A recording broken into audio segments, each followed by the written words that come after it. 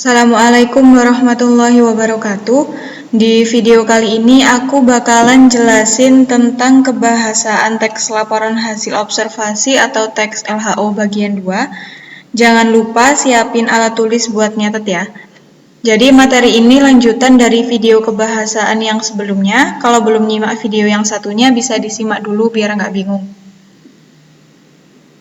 Oke, lanjutnya kalimat definisi. Kalimat definisi ini pasti kalian udah sering dengar kan? Dan gampang banget buat nyarinya di teks manapun. Kalimat definisi itu menjelaskan arti atau pengertian suatu objek. Kata kunci yang biasanya dipakai tuh kayak adalah, yaitu, merupakan, dan lain-lain. Contohnya apa? Nih, siswa atau siswi adalah istilah bagi peserta didik pada jenjang pendidikan dasar dan menengah. Kalimat deskripsi, sesuai sama namanya. Kalimat deskripsi ini artinya penggambaran objek secara rinci. Penggambarannya bisa ditangkap sama panca indera. Jadi ngejelasin kayak warna, ukuran, bentuk, rasa, dan lain-lain. Contohnya, hari ini aku bertemu dengan pria berkulit putih, berbaju merah, dan mengenakan topi dengan logo Nike. Oke, lanjut nih. Kalimat simpleks dan kalimat kompleks. Sebelum bahas ke sini, kita ke satuannya yang terkecil dulu. Klausa. Klausa itu memiliki penanda P atau predikat. Jadi cara gampangnya kayak gini. Jadi setiap ada kata atau kalimat yang ada posisi atau fungsi predikat, ya berarti itu klausa. Jadi kalau misalnya dalam satu kalimat itu ada predikat, ada subjek, ada objek juga, jadi SPO-nya lengkap, nah berarti satu klausa isinya SPO. Tapi kalau klausanya isinya predikat aja, P, berarti cuma satu predikat aja isinya. Kayak gitu. Ini aku ambil kutipan sama contohnya dari bukunya Prof. Sumadi, judulnya Sintaksis Bahasa Indonesia tahun 2016. Contohnya kayak gini. Mobil itu sedang diperbaiki. Nah, predikatnya yang mana? Sedang diperbaiki. Kalau mobil itu posisinya dia subjek kan? Nih, yang ini mobil itu posisinya dia sebagai subjek. Sedang diperbaiki predikat. Nah, karena klausa itu harus memiliki predikat, maka ini masuk dalam klausa. Klausanya cuma satu, mobil itu sedang diperbaiki. Nah, gimana kalau contohnya rada panjang? Kayak gini deh. Mobil itu sedang diperbaiki ketika saya datang. Predikatnya yang mana? Sedang diperbaiki. Yang ini kan, sedang diperbaiki. Yang ini subjek. Ada lagi nggak predikatnya? Ada, datang. Datang itu predikat. Nah, jadi dalam satu kalimat ada dua predikat. Kalau ada dua predikat berarti ada dua klausa. Jadi klausa yang pertama, mobil itu sedang diperbaiki, dan klausa nomor 2, saya datang. Paham ya? Jadi ini klausanya cuma satu, yang ini klausanya ada dua. Soalnya ini predikatnya ada dua, yang ini predikatnya cuma satu. Nah, contoh yang pertama, yang ini, klausa yang ini, mobil itu sedang diperbaiki. Inilah yang disebut dengan kalimat simpleks, karena dia cuma punya satu predikat. Itu kalimat simpleks. Kalau kalimat kompleks, yang ini, klausanya ada dua. Jadi kalau ada predikatnya dua dalam satu kalimat, dalam satu titik, Itu artinya kalimat kompleks. Jadi dia punya dua predikat kalau kalimat kompleks. Paham ya? Nah, kalimat simpleks udah. Sekarang kita ke kalimat kompleks. Jadi kalimat kompleks itu ada dua cuy. Ada kalimat kompleks setara sama kalimat kompleks bertingkat. Kalimat kompleks setara atau kalimat majemuk setara. Ini aku jelasin yang ini dulu. Soal kalimat kompleks setara. Sama kayak namanya. Ini setara banget. Jadi nggak ada yang namanya nggak adil gitu ya dalam jenis ini. Ciri-cirinya, dua klausa tuh dapat berdiri sendiri. Dan pakai konjungsi koordinatif. Apa tuh konjungsi? Kata hubung. Nah, contohnya kata hubung koordinatif atau konjungsi koordinatif ini dan, bahkan, atau, sedangkan, tetapi, kemudian, lalu, lantas, atau yang lainnya yang sepadan. Jadi kalau misalnya kalian ketemu sama kata-kata yang nggak ada di sini, nggak ada di contoh ini, yang putih, kotak putih ini, jadi kalian coba samain sama yang di sini. Oh, bahkan itu sama kayak ini. Oh, kayak gitu ya. Jadi kalian nggak perlu berpatok sama yang di sini. Oke, contohnya kayak gini. Mawar pergi ke sekolah dan Ratna pergi ke kampus. Ini namanya kalimat kompleks setara atau kalimat majemuk setara. Dia ditandai dengan dan. Dan kan? Dan. Jadi dua klausa dapat berdiri sendiri. Jadi kalau misalnya ini titik juga bisa. Mawar pergi ke sekolah, titik. Ratna pergi ke kampus, titik. Kayak gitu. Yang kedua, kalimat kompleks bertingkat atau kalimat majemuk bertingkat. Ini juga sesuai sama namanya, nggak setara.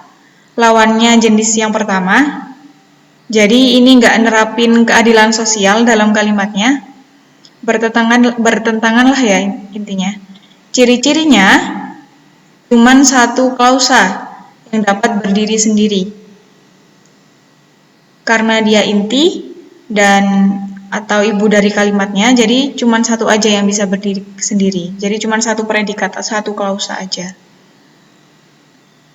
Yang dipakai konjungsi subordinatif biasanya. Contohnya yang, ketika, karena, agar, supaya, biar, maka, sehingga, jika, kalau, manakala, padahal, seperti, bagaikan, atau yang lainnya ya, yang sepadan kayak gini. Jadi kalau misalnya nanti kalian ketemu sama konjungsi, kata hubung, sebab, dia tidak bisa pergi, sebab kayak gini-gini gitu. Nah, sebab di sini kok nggak ada.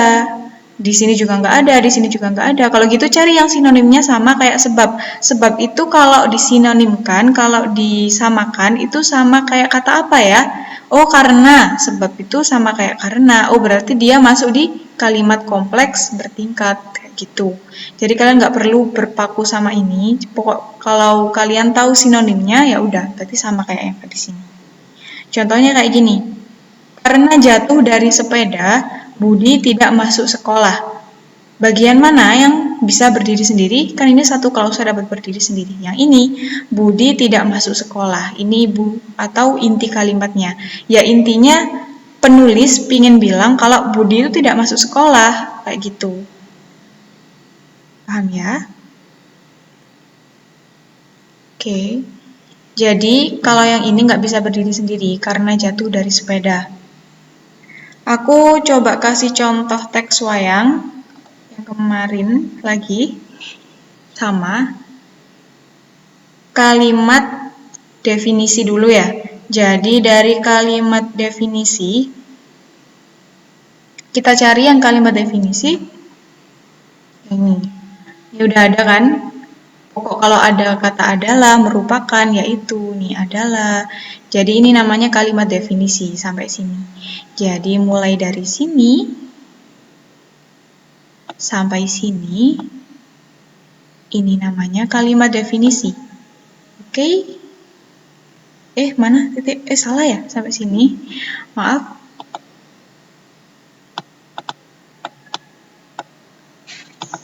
dia sampai sini. Nah, ini namanya kalimat definisi. Udah ini, 2 ini kalimat definisi. KD.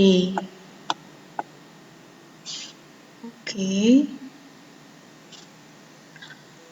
Oke, lanjut ke kalimat deskripsi sekarang. Kalimat deskripsi, nyari.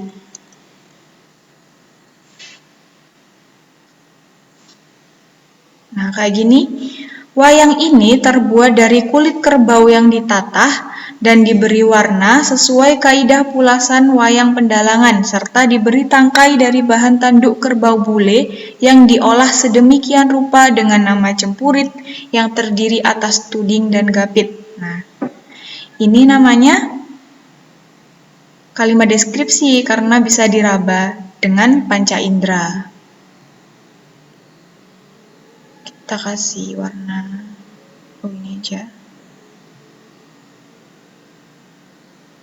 Mulai dari sini kan? Nah, tadi. Mulai dari sini sampai sini. Nah, ini namanya kalimat deskripsi. Kalimat deskripsi. Oke. Sekarang coba ke kalimat kompleks. Kita pakai warna pink. Kalimat simpleks dulu ya. Oh ya, dari kalimat simpleks dulu. Jadi yang ada predikatnya berarti dia kalimat simpleks. Kita nyari. Wayang topeng dimainkan oleh orang yang menggunakan topeng. Nih. Mulai dari sini sampai sini. Nah, ini namanya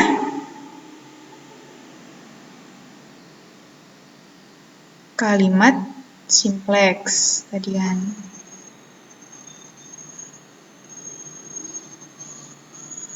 Kalimat simpleks.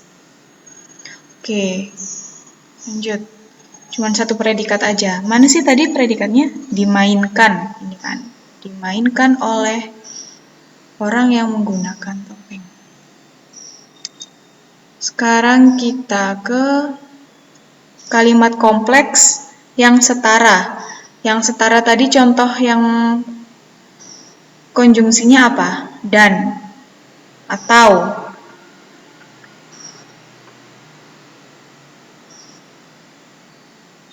Nah, ini. Wayang kulit dilihat dari umur dan gaya pertunjukannya pun dibagi lagi menjadi bermacam jenis. Ini. Dan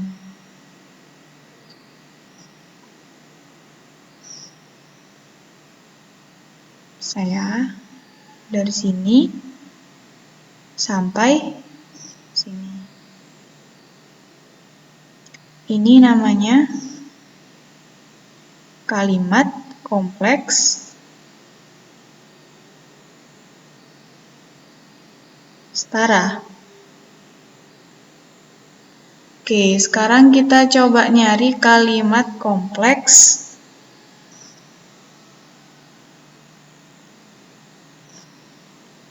bertingkat. Nah, kalimat kompleks bertingkat. Tadi contohnya. Karena kan, karena nih udah nemu karena.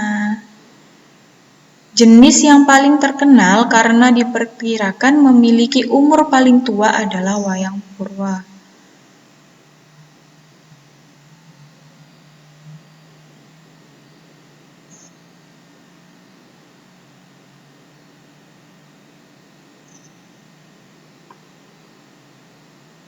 Nih, namanya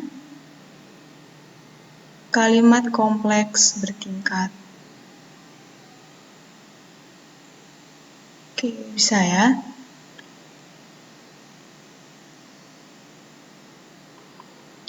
Oke, sekian. Semoga video ini bermanfaat. Terima kasih. Wassalamualaikum warahmatullahi wabarakatuh.